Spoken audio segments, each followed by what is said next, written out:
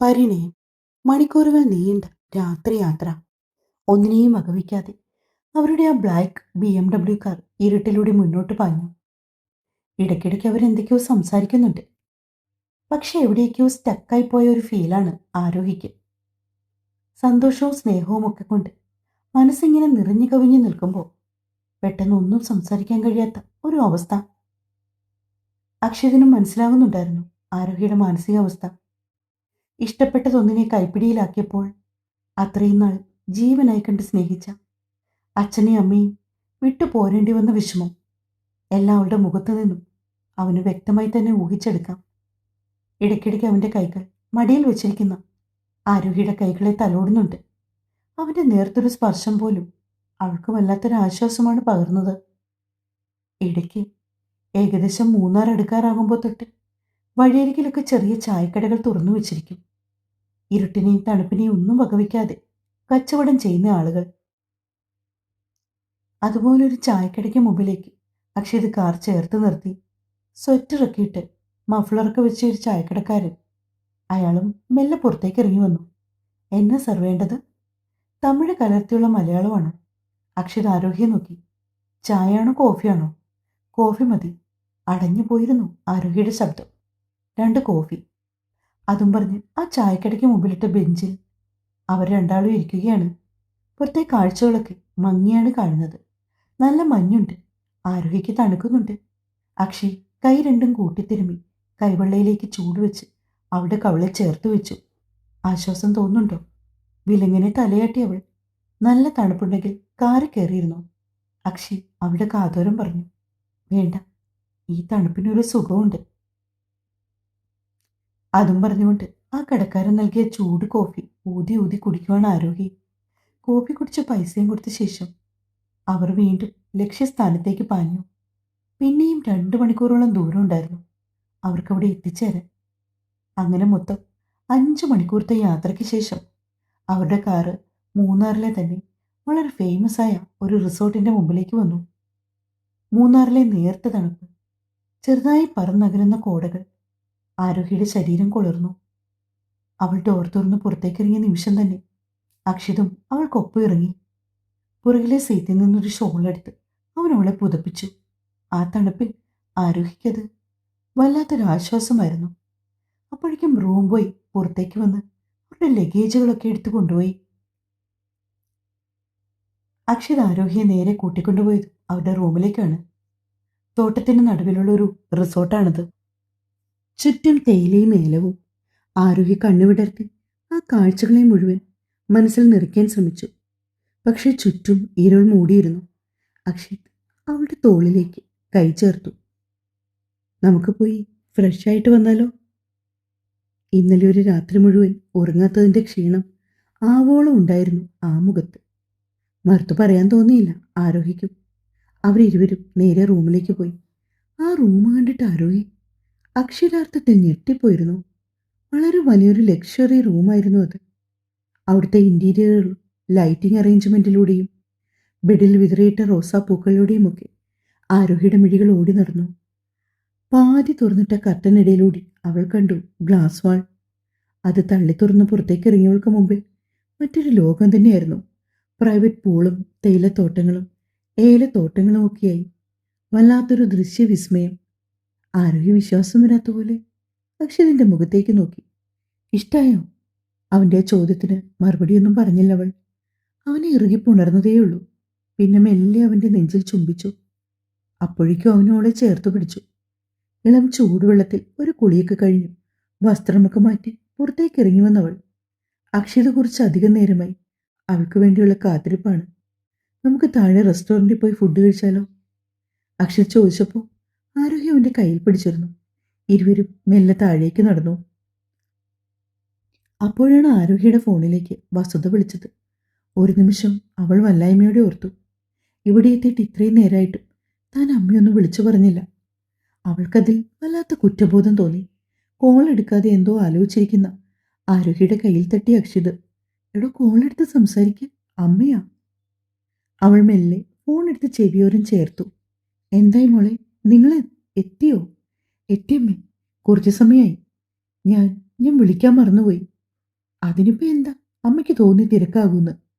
കുഴപ്പമില്ല, മോള് ഫ്രീ ആകുമ്പോൾ വിളിച്ചാൽ മതി കേട്ടോ. ആഹാരം കഴിച്ചോ നിങ്ങൾ? ദാ അമ്മേ, കഴിക്കാൻ തുടങ്ങുന്നു. എങ്കിൽ പിന്നെ ആഹാരമൊക്കെ കഴിക്കേ. അക്ഷിതിനെ ചോദിച്ചെന്ന് പറയണോ കേട്ടോ. ശരി അമ്മേ. ആരോഹി കോൾ കട്ട് ചെയ്തു. ഞാൻ വന്ന ശേഷം അമ്മയെ വിളിച്ച് പറയാൻ വിട്ടുപോയി. ഇനിയൊരു അബദ്ധം പറ്റരുതല്ലോ എന്ന ചിന്തയിൽ ആരോഹി പെട്ടെന്ന് തന്നെ അല്ലിയെ വിളിച്ചു. ശേഷം തങ്ങളിവിടെ എത്തിയ വിവരം ഊർമിളയോടും ആനന്ദനോടും ഒക്കെ പറഞ്ഞേക്കാൻ അല്ലിയോട് പറഞ്ഞ് ഏൽപ്പിച്ചിട്ടാണ് അവൾ ഫോൺ വെച്ചത്. അക്ഷിത് അവളെ കണ്ണെടുക്കാതെ നോക്കിയിരുന്നു. എന്തു പറ്റി? എന്താ ഇങ്ങനെ നോക്കുന്നേ? ആരോഹി ശബ്ദം അടക്കി പിടിച്ച് മെല്ലെ അവനോട് ചോദിച്ചു. ഏയ്, നത്തിങ്. രണ്ടു വാക്കിൽ അവൻ ഉത്തരവ് ഒതുക്കി. ബ്രേക്ക്ഫാസ്റ്റ് കഴിച്ചിട്ട് അവർ നേരെ റൂമിലേക്ക് പോയി. പുറത്തേക്ക് പോകാൻ അക്ഷിത് ഒരുപാട് നിർബന്ധിച്ചിട്ടും ആരോഗ്യമാണ് അതിന് സമ്മതിക്കാഞ്ഞത്. അച്ചോട്ടൻ്റെ മുഖം കാണുമ്പോൾ തന്നെ അറിയാം നല്ല ക്ഷീണമുണ്ടെന്ന്. അച്ചോട്ടൻ ഒന്ന് റെസ്റ്റ് എടുക്കുക. ശേഷം ഉച്ച കഴിഞ്ഞിട്ട് നമുക്ക് പുറത്തേക്ക് പോകാം, അതല്ലേ നല്ലത്? ആരോഗ്യ ചോദിച്ചപ്പോൾ അത് ശരിവെച്ചു അക്ഷിത്. ബെഡിലേക്ക് കിടന്ന പാടെ തന്നെ ഇരുവരും ഉറങ്ങിപ്പോയി. കഴിഞ്ഞ 2-3 ദിവസത്തെ മുഴുവൻ ക്ഷീണം, പോരാത്തതിന് കല്യാണത്തിൻ്റെ ടെൻഷൻ, പ്രഷർ, അതെല്ലാം ആ ഒരു ഉറക്കത്തിൽ അലിഞ്ഞില്ലാതായി. ഉറങ്ങി എഴുന്നേറ്റപ്പോൾ വല്ലാത്ത ആശ്വാസം തോന്നി അവൾക്ക്. ആദ്യം ഉണർന്നെണീറ്റത് ആരോഗ്യമാണ്. അക്ഷിതിനെ ഉണർത്താതെ ശരീരത്തെ പറ്റിച്ചേർന്ന് കിടന്ന ബ്ലാങ്കറ്റ് മാറ്റിക്കൊണ്ട് അവൾ ഗ്ലാസ് വാൾ തുറന്ന് പൂളിന്റെ ഭാഗത്തേക്ക് പോയി. അവിടെ ഉണ്ടായിരുന്ന തടിബെഞ്ചിലിരുന്നവൾ പുറത്തേക്ക് മിഴികൾ തുറന്നവളുടെ കണ്ണും മനസ്സും ഒരുപോലെ നിറഞ്ഞു. പുറത്തെ പച്ചപ്പും തണുത്ത കാറ്റും എവിടേക്കോ എത്തിച്ചേരാനുള്ള വ്യഗ്രതയിൽ ഓടി മറയുന്ന കോടയും വല്ലാത്തൊരനുഭവമായിരുന്നു അവൾക്കത്. എത്ര കണ്ടാലും മതിവരാത്ത ഒരു സ്ഥലമാണ് മൂന്നാറ്. പണ്ടൊക്കെ കോളേജിൽ പഠിച്ചിരുന്ന സമയത്ത് കുട്ടികൾക്കൊപ്പം ടൂറ് പോയിട്ടുണ്ട് മൂന്നാറിന്. പിന്നെ വസുതയും വാസുദേവനും ആരോഗ്യവും മാത്രമായി ട്രിപ്പ് വന്നിട്ടുണ്ട്. അങ്ങനെ ഇത്ര യാത്രകൾ. എത്ര കണ്ടാലും ഇനി ഇവിടെ എന്തൊക്കെയോ കണ്ടു തീർക്കാനുണ്ടെന്നൊരു തോന്നലാണ് അവൾക്ക്. പെട്ടെന്നാണ് ഒരു കൈവന്ന് അവളുടെ തോളിൽ പതിഞ്ഞത്. തിരിഞ്ഞു നോക്കാതെ തന്നെ അവൾക്കറിയാം അതാരായിരിക്കുമെന്ന്. നല്ല ഭംഗിയുണ്ടല്ലേ അച്ചേട്ടാ? നന്നായിട്ടുണ്ട്. തനിക്ക് ഇത്രയ്ക്ക് ഇഷ്ടമാണോ ഈ സ്ഥലം? ആരോഹിയുടെ മുഖത്തെ കൗതുകവും ഇഷ്ടക്കൂടുതലും കണ്ട് അക്ഷിത് ചോദിച്ചു. ഇഷ്ടമാണോന്നോ? സത്യം പറഞ്ഞാൽ ചിലപ്പോൾ എനിക്ക് ഇവിടം വിട്ട് പോകുമ്പോൾ എന്തോ നമ്മുടെ പ്രിയപ്പെട്ട ഒരാളെ തനിച്ചാക്കി പോകും പോലെ, അല്ലെങ്കിൽ അത്രയ്ക്ക് ഫേവറേറ്റായി ഒരിടത്തു നിന്നും അകന്നു പോകും പോലെ ഒരു തോന്നലാണ്. പണ്ട് ഞാൻ ചെറുതായിരുന്നപ്പോൾ ഞങ്ങൾ കുറച്ച് ദൂരെയാ താമസിച്ചത്. സ്കൂൾ അവധിയാകുമ്പോൾ അമ്മയുടെ വീട്ടിൽ വെക്കേഷൻ വരും. വെക്കേഷൻ വന്നിട്ട് തിരിച്ചു വരുമ്പോൾ ഒരു വിഷമമുണ്ട്. 2 മാസത്തെ ഓർമ്മകളും കളിയും ചിരിയും ഒക്കെ അവസാനിപ്പിച്ച് മുത്തച്ഛനെയും മുത്തശ്ശിയൊക്കെ വിട്ടുപോകുമ്പോൾ ഉള്ള വിഷമമുണ്ടല്ലോ, അതൊക്കെ ഇങ്ങനെ നമ്മളെ വല്ലാണ്ടങ്ങ് കുത്തി നോവിപ്പിക്കും. പിന്നെ വീട്ടിലെത്തി ഒരാഴ്ച കഴിഞ്ഞാലും ആ വിഷമം മാറില്ല.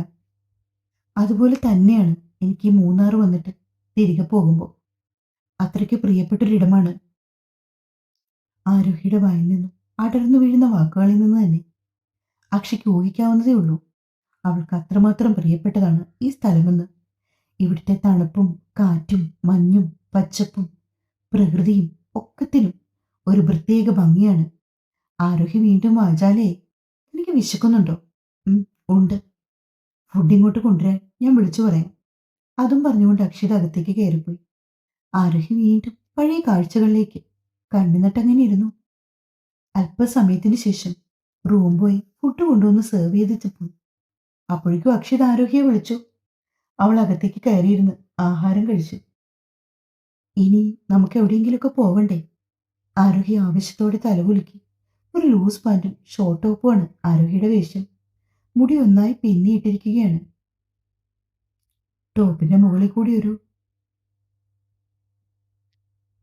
സ്വെറ്റർ ഇട്ടിട്ടുണ്ട്, തണുപ്പിനെ പ്രതിരോധിക്കാനായിട്ട്. കയ്യിൽ ഫോണും ഹാൻഡ് ബാഗും മാത്രം. അക്ഷയും ഒരു നോർമൽ പാൻറ്റും ടീഷർട്ടുമാണ് ഇട്ടിരിക്കുന്നത്.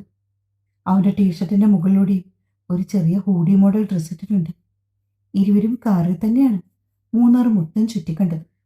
ഇടയ്ക്ക് നല്ല സ്ഥലങ്ങൾ കാണുമ്പോൾ രണ്ടുപേരും കുറച്ചു നേരം ഇറങ്ങി അവിടെ നിന്ന് വർത്തമാനമൊക്കെ പറഞ്ഞ് ഫോട്ടോസൊക്കെ എടുത്ത് അങ്ങനെയാണ് പോകുന്നത്. എടോ, നമുക്കിവിടെ ഒരു പ്രോപ്പർട്ടി ഉണ്ട്. കാറിൽ മുന്നോട്ട് സഞ്ചരിക്കുന്നതിനിടയിലാണ് അക്ഷിത് പറഞ്ഞത്. ആരോഹിക്കത് പുതിയ അറിവാണ്. ആഹാ, ഇവിടെ അടുത്താണോ? അതെ, ഇവിടുന്ന് കുറച്ചു പോയാൽ മതി ഒരു തേയിലത്തോട്ടം. ഇതിനു മുമ്പൊന്നും അച്ചോട്ടൻ ഇതേപ്പറ്റി പറഞ്ഞിട്ടില്ല. സത്യം പറഞ്ഞാൽ ഇത്രയും ദൂരമായതുകൊണ്ട് എനിക്ക് വരാനൊരു മടിയാ. പിന്നെ മാനേജറൊക്കെ ഉണ്ട്. അവിടെ എന്തെങ്കിലും ഇഷ്യൂസോ അല്ലെങ്കിൽ എന്തെങ്കിലും ഇമ്പോർട്ടൻ്റ് ആയിട്ട് വരേണ്ട അത്യാവശ്യങ്ങളൊക്കെ ഉണ്ടെങ്കിൽ അവർ കോണ്ടാക്ട് ചെയ്യും. അപ്പോൾ മാത്രമേ ഞാൻ ഇങ്ങോട്ട് വരൂ. എന്തായാലും തിരികെ പോകും മുമ്പ് ഒരു ദിവസം നമുക്ക് അവിടേക്ക് പോകാം. അവിടെ നമുക്കൊരു ഗസ്റ്റ് ഹൗസ് ഉണ്ട്. ലാസ്റ്റ് ദിവസം നമുക്ക് അവിടെ തങ്ങാം. അക്ഷത് പറഞ്ഞപ്പോൾ ആരോഗ്യയ്ക്കും ആവേശമായി. രാത്രി ഏറെ വൈകിയാണ് അവർ റൂമിലേക്ക് വന്നത്.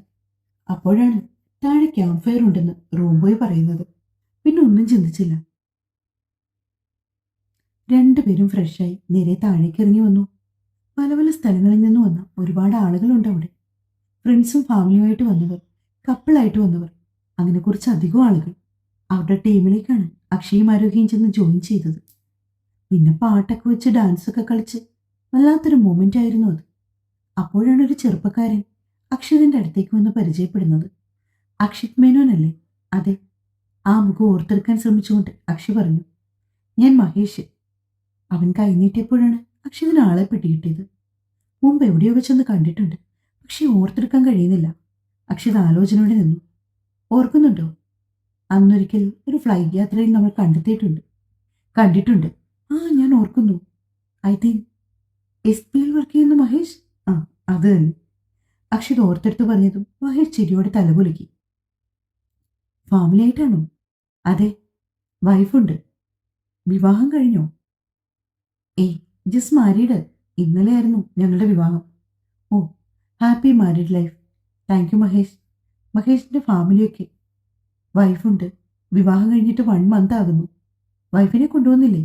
ഏയ്, ഇതോ, ഞങ്ങൾ ബാങ്കിൽ നിന്നുള്ള ഫ്രണ്ട്സ് എല്ലാവരും ചേർന്നുള്ള ഒരു ട്രിപ്പായിരുന്നു. ഓ, okay okay, enjoy your trip. Akshit അത്രയും പറഞ്ഞ് സംസാരിച്ചപ്പോൾ ആരോഗ്യ അവൻ്റെ അടുത്തേക്ക് വന്നു. പിന്നെ അക്ഷിത് മഹേഷിന് ആരോഗ്യയെ പരിചയപ്പെടുത്തി കൊടുത്തു. ഇതാണെൻ്റെ വൈഫ് ആരോഗ്യ. ഞാൻ കണ്ടിട്ടുണ്ട്. നിങ്ങളുടെ വിവാഹം അനൗൺസ് ചെയ്തത് ഒരു ബിസിനസ് മാഗസിനെ ഞാൻ കണ്ടിട്ടുണ്ട്. അതിലുണ്ടായിരുന്നു നിങ്ങൾ ഒന്നിച്ചുള്ള ഫോട്ടോസ്. മഹേഷ് ചിരിയോടെ പറഞ്ഞപ്പോൾ അതേ ചിരിയോടെ നിന്നതേയുള്ള അക്ഷിത്. ക്യാമ്പ് ഫയർ ഒക്കെ കഴിഞ്ഞ് തിരികെ റൂമിലേക്ക് പോകുമ്പോഴാണ് ആരോഗ്യ അക്ഷിതിനോട് കൂടുതലായി ചോദിക്കുന്നത്, അതാരാണ് അച്ചോട്ടാ? എടോ, ഒരിക്കൽ ട്രിവാൻഡ്രത്തുനിന്ന് കൊച്ചിയിലേക്ക് ഫ്ലൈറ്റിൽ പോയ സമയത്ത് ഞാൻ പരിചയപ്പെട്ട ഒരു പയ്യനാ. അന്ന് ഫ്ലൈറ്റിൽ വെച്ച് ചെറിയൊരു ഇഷ്യൂ ഉണ്ടായി. ആ സമയത്ത് ആ പയ്യനാ എന്നെ സപ്പോർട്ട് ചെയ്ത് കൂടെ നിന്നത്. അക്ഷിത് പറഞ്ഞതും ആരോഗ്യ ചിരിയോടെ തന്നെ മുന്നോട്ട് നടന്നു. സമയം ഏകദേശം 8:00 അടുത്തിരുന്നു. അപ്പോഴേക്കും റൂമിലേക്ക് കയറിയ അക്ഷിത് ലാപ്ടോപ്പ് ബാഗിൽ നിന്നും ലാപ്പും ഫോണും എല്ലാം എടുത്ത് ബെഡിൽ വെച്ചു. ആരോഗ്യ ഇങ്ങ് വന്നേ. അക്ഷിത് വിളിച്ചതും ഗ്ലാസ് വാളിനുള്ളിലൂടെ പുറത്തേക്ക് നോക്കിക്കൊണ്ടുവന്ന ആരോഗ്യ അവൻ്റെ അടുത്തേക്ക് വന്നു. എന്താ ചേട്ടാ? എടോ, ദാ ആ ചെറിയ ട്രോളി ബാഗിൽ തനിക്കൊരു സർപ്രൈസ് ഉണ്ട്. സർപ്രൈസോ? എവിടെ? അവൾ ധൃതിയിൽ അത് നോക്കാനായി അഞ്ഞത് അവനവളുടെ കൈപിടിച്ചു നിർത്തി. പറയുന്നത് മുഴുവൻ കേൾക്ക്. ഞാൻ ഒരുപാട് ആഗ്രഹിച്ചു വാങ്ങിച്ചതാണ്. എനിക്ക് അർജന്റായിട്ട് 1-2 മെയിൽ അയക്കാനുണ്ട്. പിന്നെ 2-3 കോൾ ചെയ്യാനുണ്ട്. ഒരു ഹാഫ് ആൻ അവറിനുള്ളിൽ ഞാൻ ഉറപ്പായിട്ട് വരും. അതും പറഞ്ഞുകൊണ്ട് അക്ഷത റൂം വിട്ടാകുന്നതും ആരോഗ്യം എന്ത് ചെയ്യണമെന്ന് അറിയാതെ നിന്നു. പിന്നെ വേഗം പോയി അവൾ ഡോർ ലോക്ക് ചെയ്തിട്ട് ആ ട്രോളി ബാഗ് ഓപ്പൺ ചെയ്തു. ആരോഗ്യയുടെ മിഴികൾ വിടർന്നു പോയി. ഒരു വൈൻ റെഡ് നിറത്തിലുള്ള മനോഹരമായ ഒരു സാരിയായിരുന്നത്. പഞ്ഞി പോലെ മൃദുലമായ, അത്രയും സോഫ്റ്റായ, ട്രാൻസ്പെറൻ്റ് ആയ ഒരു സാരി. ആരോഗ്യയുടെ കണ്ണുകൾ തിളങ്ങി. എന്ത് ഭംഗിയാണ്, അവൾ മനസ്സിലോർത്തു. അതിന് മാച്ചായ ബ്ലൗസും ആക്സസറീസും എന്ന് വേണ്ട എല്ലാ സാധനങ്ങളും ഉണ്ടായിരുന്നു ആ ട്രോളി ബാഗിൽ. ആരോഗ്യം മെല്ലെ ആ സാരിയിലൂടെ വിരലൊടിച്ചു. അവളുടെ അതിരങ്ങളിൽ അറിയാതെ ഒരു ചിരി വന്നു നിന്നു. ആ സമയം അല്പനേരത്തെ ആലോചനയ്ക്ക് ശേഷം ആരോഗ്യ ഫ്രഷായി വന്നു. ആ സാരി ഭംഗിയായി തന്നെ ഉടുത്തു. അവളുടെ ബാഗിൽ നിന്നും മേക്കപ്പ് ബോക്സ് എടുത്ത് വളരെ ലൈറ്റായ രീതിയിൽ മേക്കപ്പ് ചെയ്തു. വൈൻ റെഡ് നിറത്തിലുള്ള ലിപ്സ്റ്റിക് അണിഞ്ഞു. ഹെയർ നന്നായി കോംബ് ചെയ്ത് വെറുതെ അഴിച്ചിട്ടു. ട്രോളി ബാഗിലുണ്ടായിരുന്ന ഒരു ഡയമണ്ടിൻ്റെ നെക്ക് സെറ്റും ഇയറിങ്സും വളകളും ധരിച്ചു. ആരോഗ്യയുടെ കണ്ണുകൾ അക്ഷമയുടെ ക്ലോക്കിലേക്ക് നീളുന്നുണ്ട്. 9 മണി കഴിഞ്ഞു. ആരോഗ്യയുടെ അതിരങ്ങളിലെ ചിരി കെട്ടുപോയി.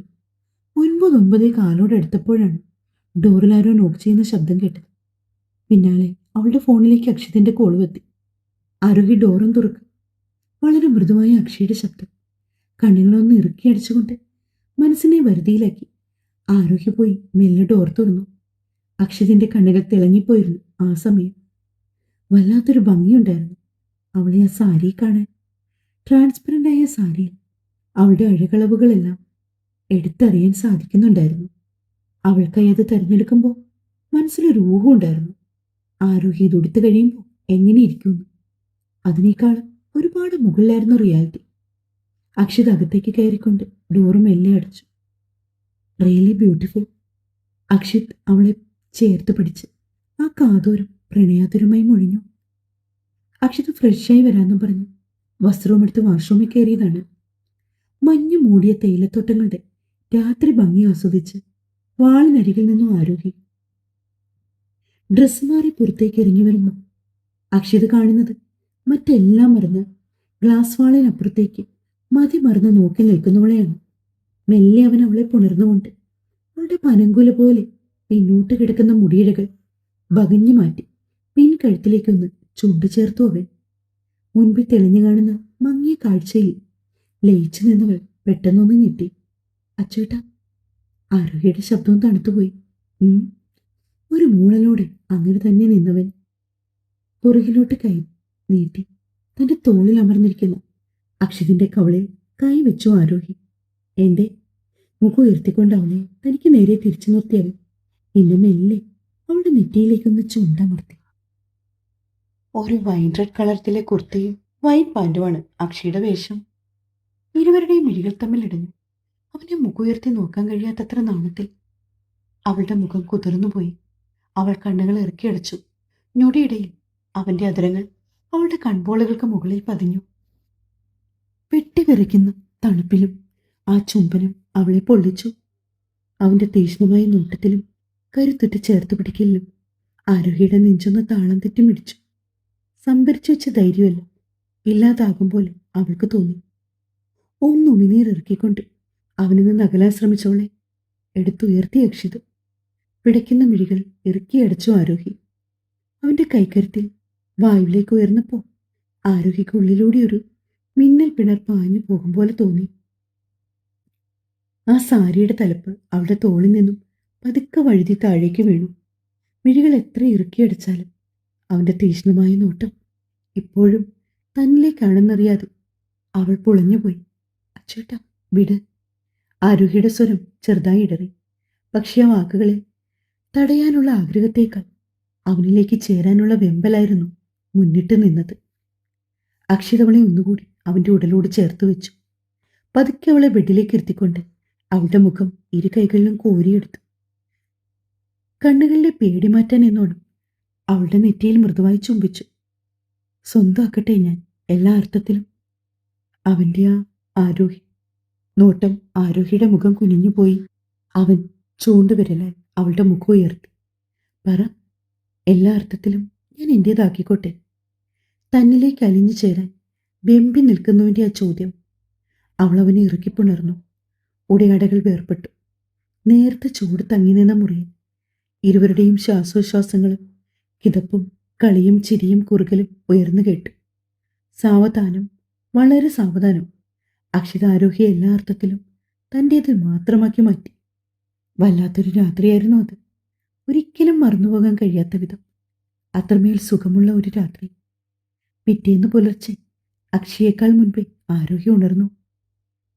ഒരു നൈറ്റ് ഡ്രസ്സൊക്കെ ഇട്ടുകൊണ്ട് തലേദിവസത്തെ പോലെ തന്നെ ആ വുഡൻ ബെഞ്ചിലിരുന്ന് തേയിലത്തോട്ടങ്ങളുടെ ഭംഗി ആസ്വദിച്ചുകൊണ്ടിരിക്കുകയാണ് അവൾ. അപ്പോഴാണ് അവൻ പിന്നിലൂടെ വന്ന് അവളെ പൊതിഞ്ഞുകൊണ്ട് അവളുടെ കവിളിലേക്ക് ചുംബിച്ചത്. തലേന്നത്തെ രാത്രിയുടെ ഓർമ്മയിൽ അക്ഷിതിനെ ഒന്ന് മുഖമുയർത്തി നോക്കാൻ പോലും ആരോഹിക്ക് നാണം വന്നു പോയി. അവൻ അവളുടെ മുഖം കൈക്കുമ്പിളിലെടുത്തുയർത്തി. ചുവപ്പ് ബാധിച്ച അവളുടെ കവിളിണകൾ അക്ഷിയുടെ ചുണ്ടുകൾ മെല്ലെ വീണ്ടും അവിടേക്ക് പതിഞ്ഞു. അന്നും ബ്രേക്ക്ഫാസ്റ്റൊക്കെ കഴിച്ചിട്ട് ഇരുവരും സ്ഥലങ്ങൾ കാണാൻ ഇറങ്ങി. അന്ന് അവർ താമസിച്ചിരുന്ന റിസോർട്ടിന്റെ ചുറ്റുമുള്ള ഏലത്തോട്ടത്തിന് നടുവിലൂടെയാണ് അവരുടെ യാത്ര. ഏലപ്പൂക്കളുടെ സുഗന്ധം പരത്തുന്ന തണുത്ത കാറ്റ് ആരോഹിക്ക് ശരീരം വല്ലാതെ കുളിർന്നു. അക്ഷിത് അവൾക്കൊരു പുതപ്പായി നിന്നു. ചെറിയ വെള്ളച്ചാട്ടങ്ങളും ചെറിയ ചില പാലങ്ങളും ഒക്കെ താണ്ടി അവരിങ്ങനെ ഒരുപാട് ദൂരം മുന്നോട്ട് നടന്നു. തിരികെ നടക്കാൻ അവൾ മടി കാണിച്ചപ്പോൾ അക്ഷിത് അവളെ കൈകളിൽ കോരിയെടുത്തുകൊണ്ട് നടന്നു.